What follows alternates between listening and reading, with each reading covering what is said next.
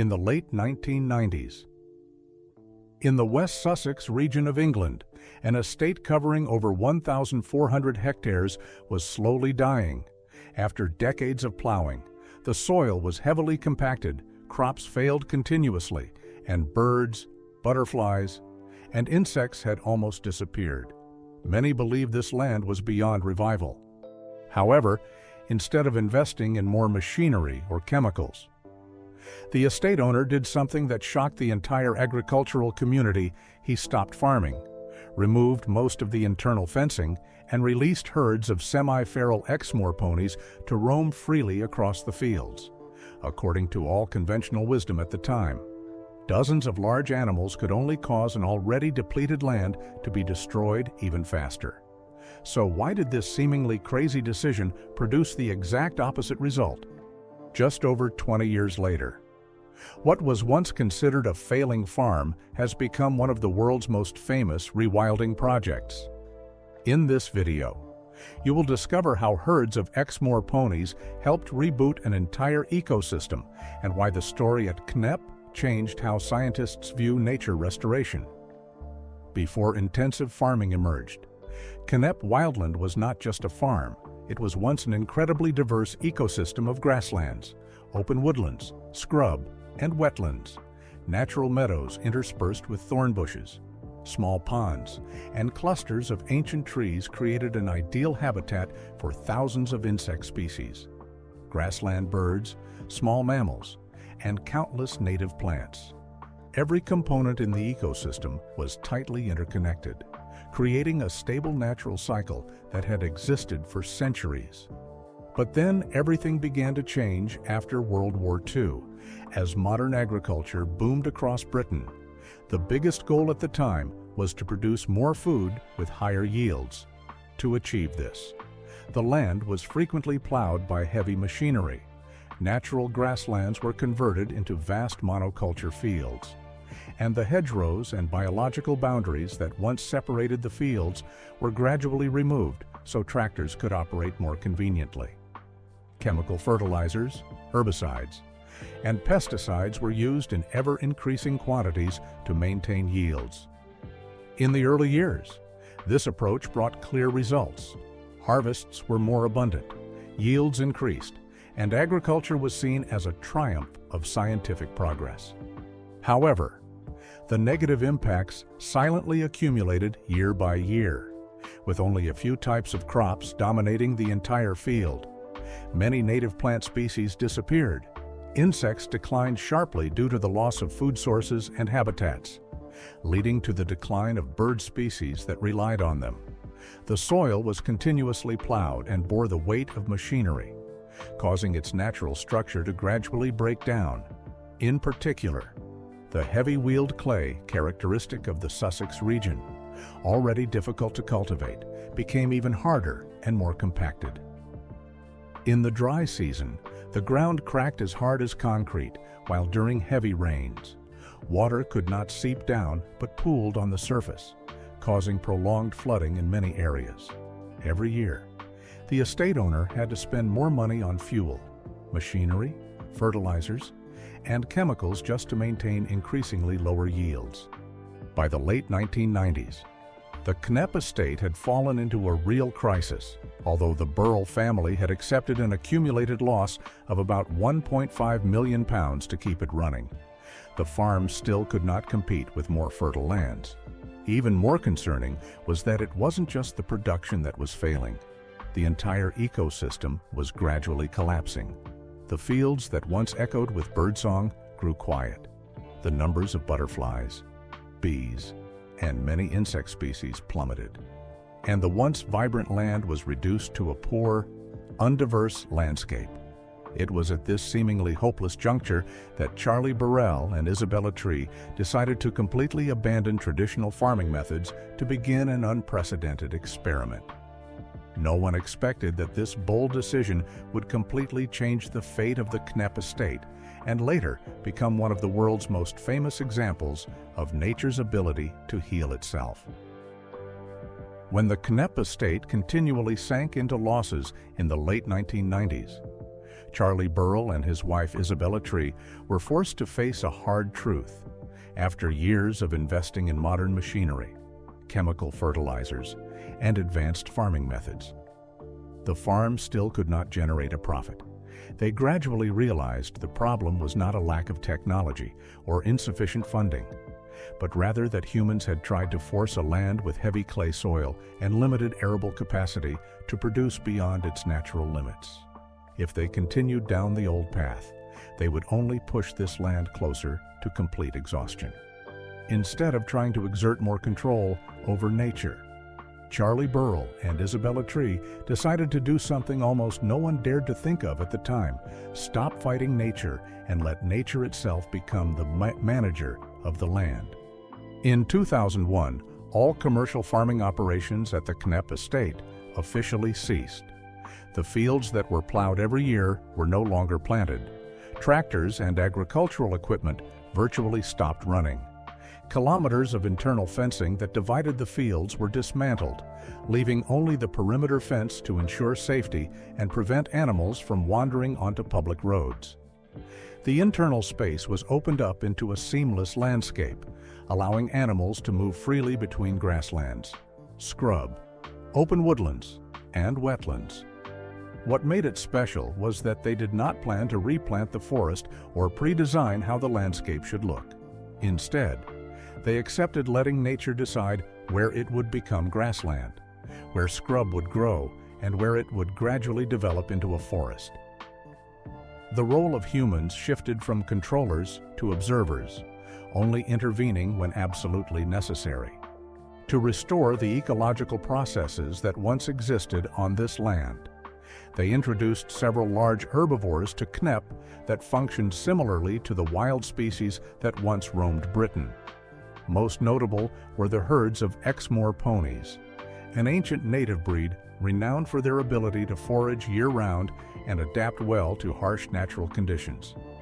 Accompanying them were English longhorn cattle, Tamworth pigs, red deer, and fallow deer. Each species has a different foraging behavior. Ponies mainly graze on grass, cattle eat both grass and shrubs, pigs use their snouts to root up the ground, looking for roots and insects, and deer typically select young shoots and leaves. This very difference created multiple types of habitats in the same area, something that the previous monoculture fields completely lacked. However, this was not a matter of releasing animals and abandoning everything. Knepp applies a managed rewilding model, meaning humans have almost no interference in the animal's daily foraging behavior or movement, but still regularly monitor their health and population numbers, adjusting densities when necessary to avoid exceeding the ecosystem's carrying capacity. The goal was not to create a completely human-free wilderness, but to restore lost natural processes while ensuring long-term balance. Yet, this decision immediately faced a strong wave of opposition. Many farmers and even some experts argued that Charlie Burrell was wasting valuable agricultural land. They called it a crazy experiment, believing that letting herds of large animals roam freely would cause the grasslands to be grazed bare, the soil trampled, weeds to grow everywhere, and the entire area to quickly turn into a worthless mudbath. Almost no one believed that a project abandoning most traditional management measures could yield positive results. But after just a few years, tracking cameras and biological surveys recorded the first changes. What happened at Knepp not only contradicted all initial predictions, but also forced many scientists to reconsider how they had thought about nature's recovery process for decades. Normally, when an ecosystem is severely degraded, conservationists must implement a series of active restoration measures. They might replant forests, sow grassland seeds, improve the soil, dig new ponds, or strictly control the development of each area. In other words, humans redesign the landscape according to their own plans. That is why. When the Knepp estate applied almost no traditional restoration measures, many scientists were very curious to know what was actually happening. They conducted regular surveys, set up automated cameras, monitored the vegetation, took soil samples, and recorded changes in the populations of insects, birds, and small animals. What they expected was a land grazed bare by animals, or at least one that recovered very slowly. But what appeared before their eyes was completely different. Instead of becoming more impoverished, the landscape at Knepp became increasingly diverse. The Exmoor ponies did not forage according to a fixed pattern like cattle in traditional pastures. They constantly moved across the estate, choosing different areas to graze every day. In some places, the grass was grazed very close to the ground, but just a few dozen meters away. Young bushes still thrived because the ponies barely touched them. English longhorn cattle did not eat like the ponies either, while Tamworth pigs used their snouts to root up the topsoil for food. The combination of multiple species with different behaviors inadvertently created a landscape consisting of short grass, tall grass, thickets, saplings, and patches of bare earth interwoven with one another. Ecologists call this type of landscape an ecological mosaic because each small patch creates living conditions for different groups of organisms.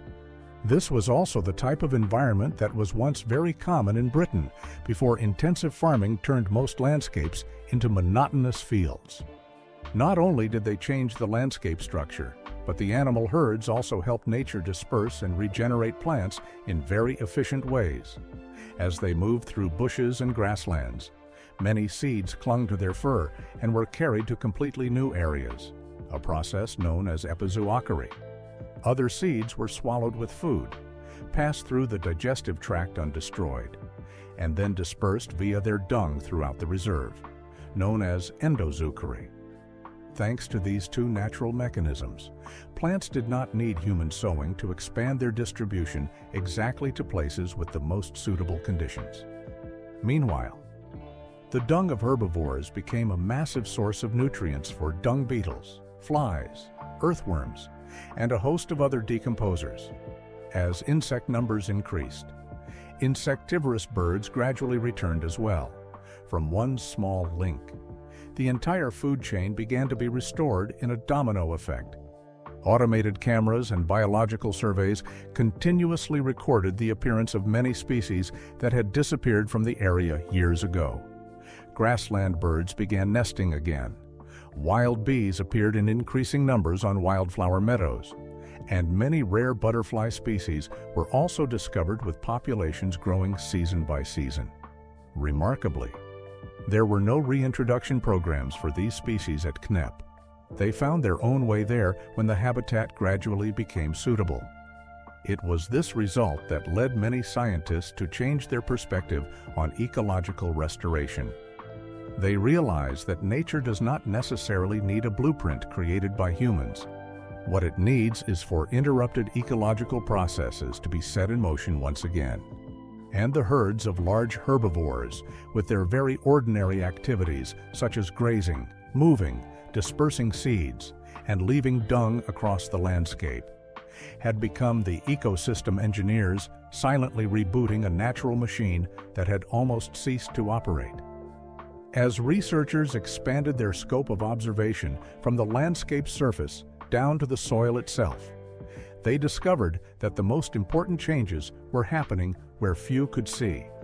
During decades of intensive farming, the soil at Knepp had been continuously plowed and subjected to the weight of agricultural machinery, causing its natural structure to gradually break down.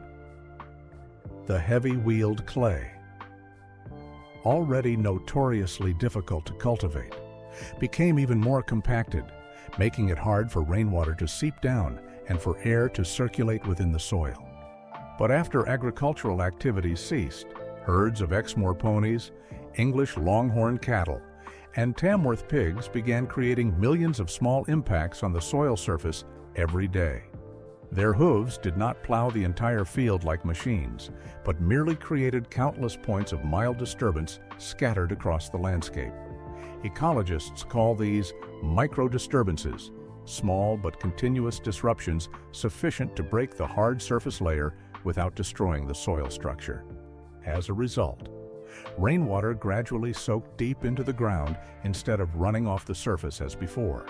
The more stable moisture levels created conditions for earthworms, symbiotic fungi, and countless microorganisms to thrive. These tiny organisms are the true regenerators of the soil. They dig microscopic tunnels, break down organic matter, mix minerals with plant debris, and create voids that make the soil increasingly porous. After many years, the soil that was once as hard as concrete began to hold water better, reducing erosion and gradually regaining its ability to nourish natural vegetation. As the ground became healthy again, the landscape above also changed at a speed that surprised many scientists. Thorny bushes like hawthorn and blackthorn sprang up naturally in many places without any tree planting programs. Previously, these bushes were often considered weeds and removed from agricultural land, but at Knep they play a crucial role. The dense, thorny branches provide a safe haven for nestlings from predators, while also offering a food source and nesting sites for many small bird species.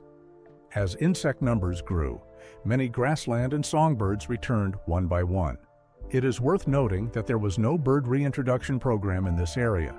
They found their own way here because the habitat once again met their needs. After just over a decade, Knep consistently recorded results beyond expectations. It became one of the most important breeding sites for nightingales in the UK, while the population of turtle doves, one of the fastest declining bird species in Europe, also began to reappear. Researchers also recorded a strong recovery of many wild bee species, bats, and hundreds of butterfly species. The most prominent symbol is the appearance of the purple emperor butterfly, which only thrives in areas with well-developed woodland and scrub ecosystems. Not a single individual was brought in by humans. They independently discovered the suitable environment and expanded their range according to natural laws. This shows that when the links of an ecosystem are restored, many animal species will return on their own without direct human intervention. The success of Knep quickly transcended the scope of a private farm. Today, it is not an abandoned wasteland as many had mistakenly thought, but a combination of nature conservation with ecotourism, animal safaris, camping, and meat production from naturally grazing livestock herds. More importantly, Knep has become a famous testament to the rewilding philosophy. Instead of trying to control every square meter of land or dictating exactly which tree species must grow where, the project focuses on restoring core ecological processes and letting nature arrange the rest. This has also shifted the perspective of many environmental restoration programs across Europe. In the past, the common solution was often to plant millions of trees in pre-planned rows, but Knep proves that if suitable conditions are restored, seeds carried by wind, birds, and animals will disperse themselves, creating forests with structures far more diverse and complex than human-designed ones. A healthy ecosystem is not a place where everything is always the same, but a place where change, competition, and continuous regeneration always exist. Perhaps the most astonishing thing about Knep is not the rescue of a failing farm, but the fact that through the very ordinary, instinctive behaviors of a few herbivore species, nature has rebooted a complex ecological network that humans once thought could only be restored through massive and extremely costly projects. The story of the Knep Wildland Project is not just a journey of saving a farm on the verge of bankruptcy, but it has also become one of the most compelling proofs that nature possesses a self-healing ability far stronger than humans ever thought.